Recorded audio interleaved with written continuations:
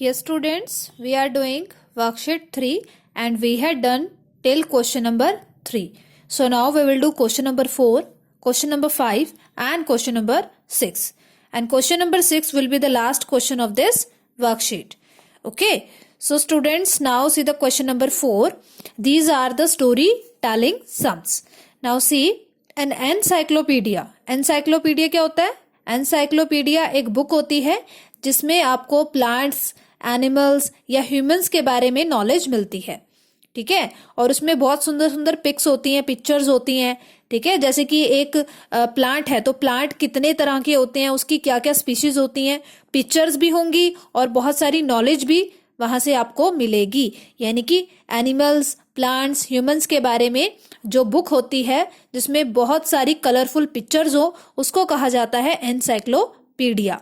ठीक है. Extra knowledge के लिए होती है ये. An encyclopedia has a length of 30 centimeter. यानी कि एक ऐसी ये बुक है जिसकी लेंथ, लंबाई गिवन है आपको 30 सेंटीमीटर. ब्रेड्थ यानी कि चौड़ाई this is 20 centimetre and height 8 centimetre. अगर इसकी हाइट 8 सेंटीमीटर है सो यू कैन इमेजिन कि कितनी मोटी बुक होगी ये. ठीक है. Find the volume of the encyclopedia. तो यहाँ पे आपको लेंथ गिवन है बुक की और ब्रेड्थ गिवन है और आपको हाइट गिवन है. अगर लेंथ, ब्रेड्थ और हाइट डिफरेंट है दैट मीन्स कि ये जो बुक है एनसाइक्लोपीडिया ये क्यूबॉइड शेप की है क्योंकि इसकी सारी डायमेंशंस क्या है, डिफरेंट हैं. Okay.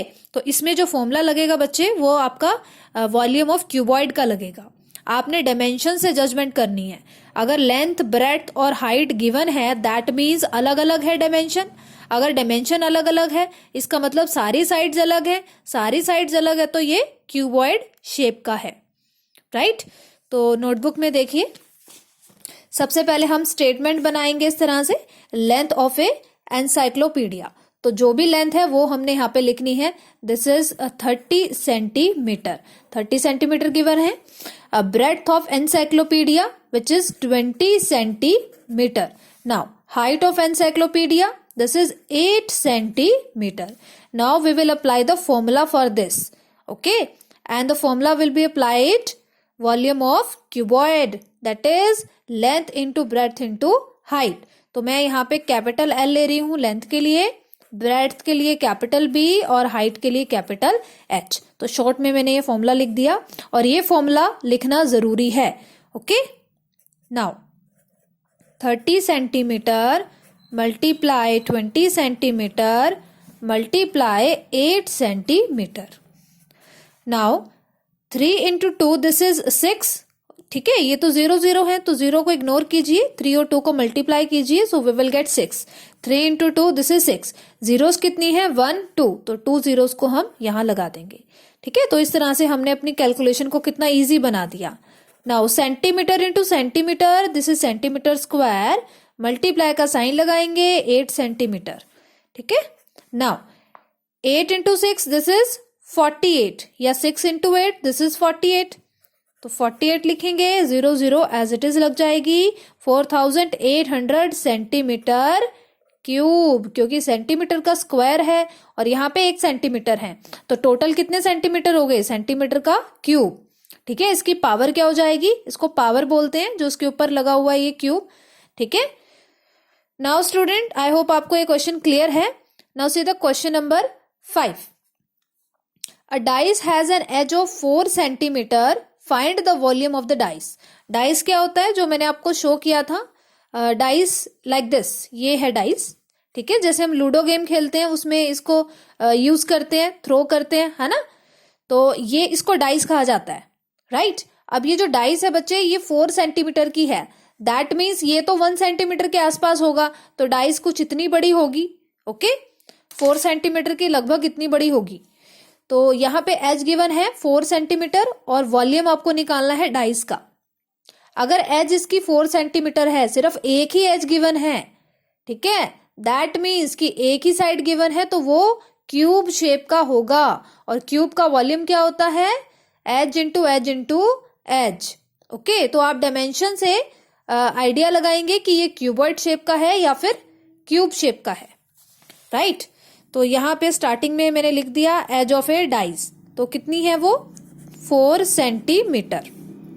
Volume of a dice H multiply edge. बच्चे आप एज की जगह साइड भी लिख सकते हैं, both are correct.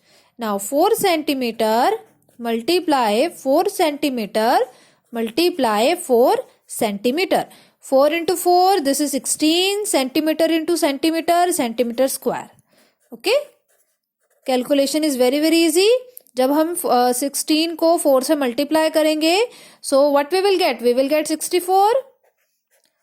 Okay, we will get 64 centimeter cube, क्योंकि 3 सेंटीमीटर हो जाएंगे ना, 2 सेंटीमीटर स्क्वायर इधर है और 1 सेंटीमीटर ये है, ठीक है, तो टोटल आपका आ जाएगा centimetre cube. Okay student, now see the next question. Question number 6. Find the volume of a brick of length 18 centimeter, breadth 9 centimeter and height 6 centimeter. तो एक ब्रिक तो आपको पता ही है, ईंट जिसको कहा जाता है, ईंट, ठीक है ना, जिससे घर बनते हैं, ईंटों से घर बनते हैं, है ना। तो जो ब्रिक है बच्चे, उसकी लेंथ गिवन है आपको, ब्रेड्थ गिवन है और हाइट गिवन है, तो आपको वॉल्यूम फाइंड आउट करना है। लेंथ, ब्रेड्थ, हाइट तीनों चीजें गिवन है, और देखिए यहाँ पे 18 है, यहाँ 9 और यहाँ 6। डायमेंशंस भी डिफरेंट है, दैट मीन्स यहाँ पे वॉल्यूम किसका लगेगा, क्यूबॉइड का। ओके, तो इस तरह से आप प्रेडिक्ट करेंगे इसकी डायमेंशन से। Now length of the brick is equal to 18 centimeter, breadth of the brick is equal to 9 centimeter and height of the brick is 6 centimeter. Now we will apply the formula for this. If we apply the formula, then what we will write? We will write L into B into H.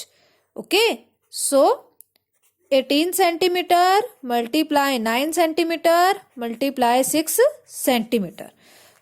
Now look students, 18 into 9, 18 का table अगर आपको आता है अच्छे से, then you can write here 162 centimetre square, ठीक है। 18 into 9 this is 162 centimetre into centimetre this is centimetre square, multiply by 6 centimetre. If you multiply 6 with this number, अगर आप इसको रफ में बच्चे मल्टीप्लाई करके देखेंगे, then you will get 2, 7 and 9, यानी 972 centimetre cube. Okay, so this will be the volume for the brick. I hope the questions are clear to you. Now the chapter is completed here. Okay.